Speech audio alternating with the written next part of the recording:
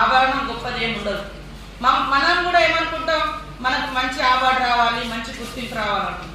దీనికంటే ముందు నేను గతంలో కూడా చెప్పిన, స్మార్ట్గా థింక్ చేయండి, స్మాల్ వర్క్స్తో స్టార్ట్ చేయండి. చిన్నగా వర్క్స్ చిన్నదే, దానికి కూడా ఎక్కడి నుంచో కోట్ల అవసరం ఉండదు. మన పరిసరాలను మనం పరిశుభ్రంగా ఉంచుకోవడం, లేదా గైడ్ చేయడం కింద ఉన్నటువంటి వాళ్ళకు, లేదా వచ్చిపోయేటువంటి ప్రజలకు మంచిగా జవాబుదారితనంగా ఉండడం.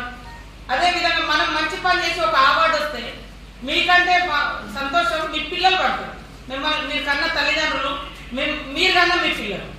సమాజంలో మంచి గౌరవంగా తలెత్తుకొని తిరగాలంటే మా నాన్న ఇంత బాగా పనిచేసింది పలానా ఏరియాలో, మా అమ్మ ఇంత అవార్డు వచ్చింది, మనం వాళ్ళకేదో ఇట్లా బయట సొసైటీలో పోయినప్పుడు మా నాన్నకి ఇంత మంచి పేరు ఉంది, గవర్నమెంట్ గుర్తించింది, లేదా పబ్లిక్లో ఇంత ఇది ఉంది అనేది, అది చాలా వాళ్ళకు బూస్టింగ్ లాంటిది.